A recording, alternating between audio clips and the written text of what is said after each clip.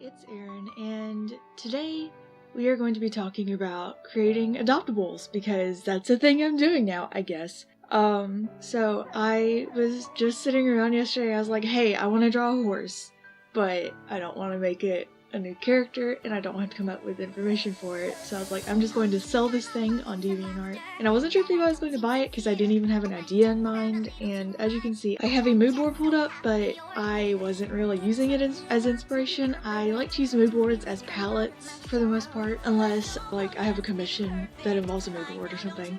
But this wasn't the case, obviously. This was just going to be an adoptable, and I didn't really know necessarily how to do a mood board adoptable, so I just took the mood board and took colors from it. I will link the mood board below.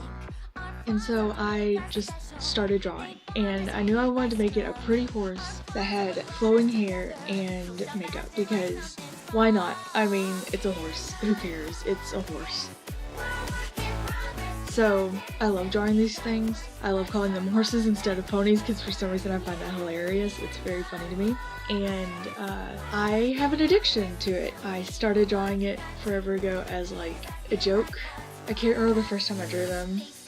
I drew them years ago when I first started watching the show. And now I just really like the designs of them. So I was like, I'm going to make characters. And it's an addiction. Do not draw horses unless you want to become addicted to it, because they're just so fun. They're just like a bunch of lines, and you can make them super fluffy and not look like they're from the show while still looking like horses from the show, I guess. I don't know. I love artists' renditions of them, like Lop Oddity and Kirila. I don't know. I follow her on multiple social medias, but I can never know how to pronounce her name. That's for DeviantArt. I'll link both of them below. They are both really good artists, and they have like next gen stuff, and I really like that because they have so much detail into it, and I love the character designs. Anyway, I want to talk about how I went about designing this character in case you want to design one of your own, whether it be for an adoptable or just an OC or just one to whip up for fun. So the first thing that I thought of was like the height of it, because in the show they don't really have that much height difference. It's usually like 3 or 4 different heights that they do, and that's boring. So I kind of wanted to do in between like the main 6's height and then one of the princess's height. I don't know what the lore of this character would be then if they were in the show. Like, they end up having sparkly hair at the end of this, so I don't know what that means. I don't know. Like, they're not crystal ponies, so I don't know. Anyway, something I do know is that I also wanted to make them a Pegasus, because I don't draw Pegasus enough, or Pegasi enough, because wings are hard. Wings are hard, and I don't know how to do them, but they're fun, so I just kind of like did it really fast, and it ended up turning out really well. Granted, I did use the references, and I had this pulled up on my iPad.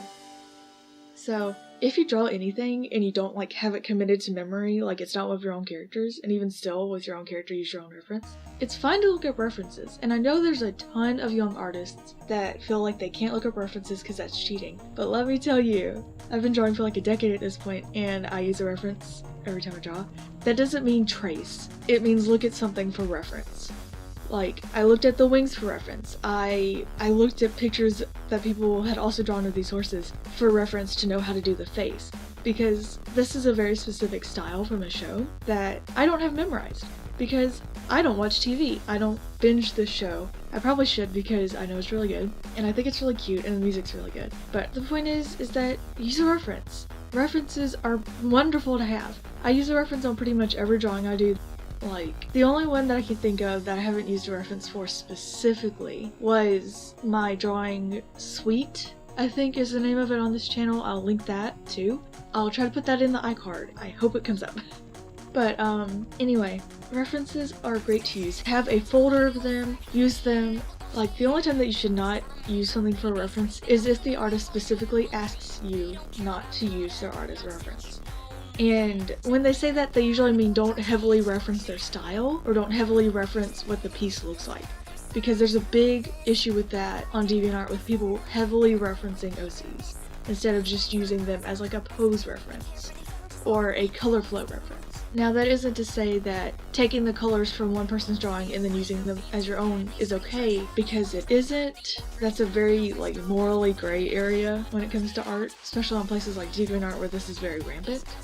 But what I mean by color flow reference is see how the colors on that piece work together in conjunction with your own. I don't mean color select from this other person's piece and then bucket fill it onto your own, because that's not something good to do. Another tip I have for this is when it comes to OCs that you sell, just try to make sure that you're not drawing too much inspiration from somebody else's. Because granted, with a show like My Little Pony or I'm trying to think of other shows, I can't. What's something else that people make OCs a lot for? Homestuck. Adventure Time, I guess. I don't know.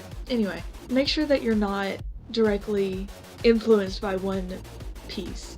Because when you're starting out, that tends to happen. I remember the first time I really ever watercolored, this was over a decade ago. I had to have been 8. And I was in the after-school art room with a friend, and I saw that she was drawing a girl with bangs and watercolored it. And so I started drawing as best as I could, just like her. I was like, yes, this is what I want to do. It was a very edgy drawing. And I remember her looking at that and being like, did you copy me? And I was like, no.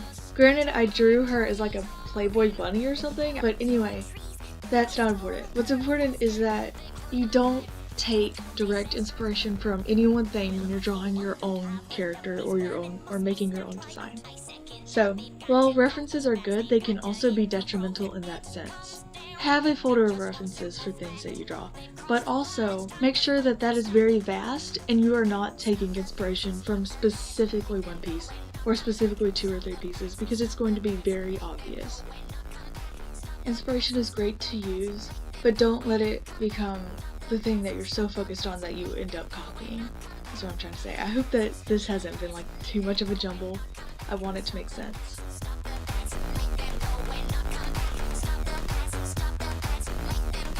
Another thing is that with designs like these, do not be afraid to look outside the box. Because when I first started drawing these dumb horses, I was like, well, they look like this in the show. That doesn't matter. Who cares?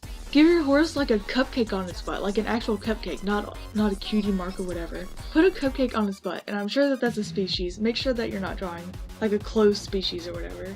Look into that too, because sometimes there's open species for these horses that can be really cool. I've seen ones with tentacles and plants coming out of their butts. How cool is that? Very cool. Very creative. So see if you can get into that. See what other people are doing, but don't copy. Don't take so much inspiration from somebody that you're stealing their idea, that you're stealing their work. Because people put a lot of time into their own work, and seeing someone else copy that without giving them any credit or anything and going against their wishes, it's really gross. And I mean that is an intentional thing. While you know what's wrong, you still do it.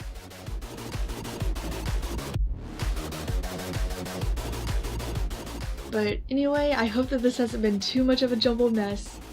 I kind of just really wanted to talk about the things to keep in mind while making an adoptable. It's fine to look for inspiration, it's fine to look for references, it's great to use references to make sure that it doesn't look like garbage, but it's also really important to make sure that it's your own original thing. That's what an original character is, whether you're going to sell them or not. And that especially goes for ones that you're selling. Don't copy.